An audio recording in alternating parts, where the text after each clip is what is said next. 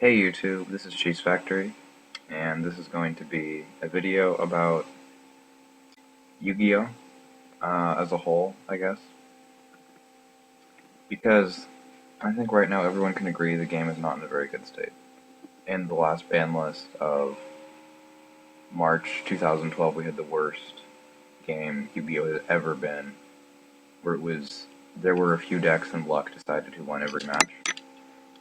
To a point, obviously, but luck was a huge factor, and I would guarantee you that the people who won Worlds and Regionals aren't kidding themselves that they won because they were the better player.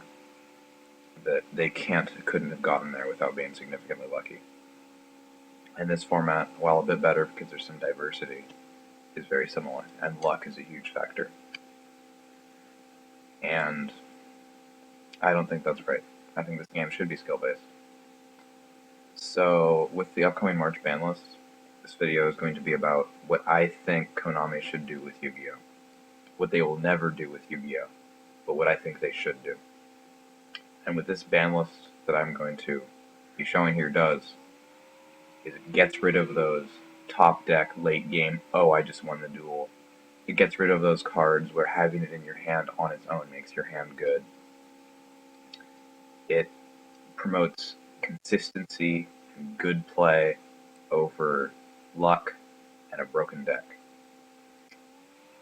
And what you see right in front of you right now is my forbidden list, which is BLS. Obviously, as much as I love this card, and I want it to stay off the list, and much as awesome as it is, and as sad as I am by how much my value would go down on my IOC original ultra rare BLS, it needs to go. It's no card in the game searches this. The only reason decks run it is because top-8 decking it can make you win, and that's what we're trying to take out. Card destruction. Fableds, Dark Worlds. You draw it, and you can essentially just win straight out with it. So stupid. Chaos Sorcerer is like BLS, but to a smaller degree. Dark Hole, Reborn, Heavy Storm are obvious. They need to go. They are the kind of cards where you have them and you win. Heavy, I was a little more tentative with because there's so much back row out there right now, but as you'll see in the limiteds, I altered that a bit. Gateway, of course, is gone. All this stuff's pretty obvious. Infernity Launcher gives you free loops and makes you win the game pretty easily. Dragonfly is a +4, limiter removals and OTK. Rabbit, you can ban macro rabbits, they'll be Ophion rabbits. There's always something with rabbit. Offering gadgets, they run this card because if I draw it, I win the game. That's stupid. Pot of Avarice, multiple decks can run this as late game. Oh, I get 2 cards for free and my combo's back in my deck. These are stupid cards that shouldn't be there. Zen Mighty is just so good. It's incredible and needs to be gone.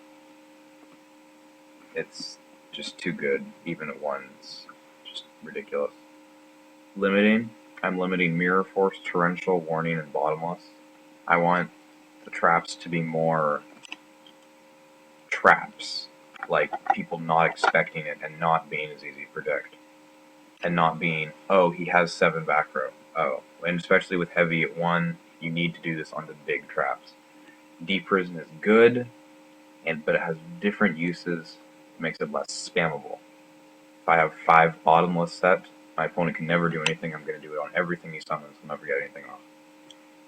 Warnings, Torrentials, Mirror Force, these are the cards that could plus you. They give you huge advantage, and those are the ones I'm restricting. Onslaught of the Fire Kings, pretty obvious. It's a search type card. You can run it, it's very splashable. You can actually run this like in Value Turbo and such to get into your values. You can like Onslaught for a value, summon another one, sync for Cataster, then use value to sync for something else, stuff like that. And it's the search card, which I'm trying to keep search cards as a focus in the game, but also be careful with them. Rhoda is a perfect example because it is a 1, and it should be.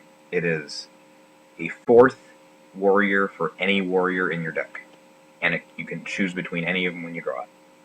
That's essentially what it does. It's really, really good. And if you had it at 3, it could be like, hey, I have this one really good warrior in my deck, I now have 6 of it. You just can't do that. Onslaught's like that, but for winged beasts, beast warriors, and but instead of its focus being the search, it's getting the card available, and in Fire King's getting that effect off that's just so broken with Garunix. Undyne at 1, because Undyne and Dragoons is a search, and a +2. So good, +2 for free, for nothing, literally for nothing. It just shouldn't be there. Magician's at 1. This is one of the few cards that I have at 1, because it's good. With most cards that were at 1, like BLS is at 1, it's just good, it's banned now. Sorcerer, it was at 1, it's just banned now. But Wind Up Magician is different, because the reason you can't have it at 2 is because the loops and combos are still viable. They can still do it with 2 Magician. But it is still a viable card to run in a deck at 1, because Factory can search it, and Sangan can search it, and it's just helpful, rather than broken. And I also want to bring Trish back up to 1, because I don't feel it's ban-worthy, and because I feel it's a really fun card that won't be that good. I mean, most people won't even run it anyway. It's just cool. Semi-limited. Diva, it's the tour guide of water, so it should also be at 2. Dragoons is at 2, it's a searcher, it's splashable in multiple Sea Serpent type decks. Atlanteans, Mermails, just Mermails, whatever. And this, with, what's it called? Undyne at 1, essentially gives them 3 searches, and that's it, rather than like 6 that they have right now. Tenki, I'm being very careful with, because I don't know how good Fire Fists are going to be, but putting it at 2 because it's a really good searcher, you gotta be careful with that. Same with Barong, I don't know how good Fire Kings are going to be, I know they're going to be good, but how good, I don't know. You have to be careful with search cards, and again, I'm trying to be more careful with searches, restrict them more, but leave them viable. So like Barong at 2, they can still search all their Fire King stuff through him, but it's a little bit harder. Black Whirlwind, of course, needs to be at 2, because when cards like Factory that were unlimited and Whirlwind is so much worse, you gotta bump that up.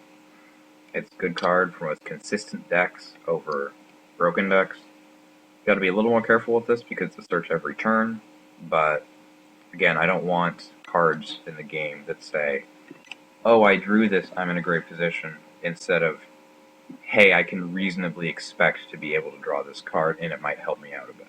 Which is what Black Whirlwind at 2 does, it promotes it into this. It's helpful to have in my deck, I can rely on having it every now and then, instead of just broken. And with Offering gone, you can't OTK with it, so that's fine. Factory is going down to 2. It's a searcher, it's a good searcher. It maybe should go to 1, but I don't know. It's not splashable, so I don't really think so yet.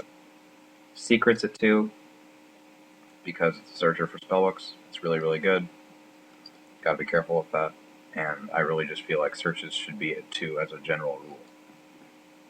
Dark Arm Dragon is up to 2, because Chaos Dragons are already hurt. This is a searchable card with cards like Wyvern, and I would like it to see more as a realistic card instead of a maybe I'll top deck it for a win.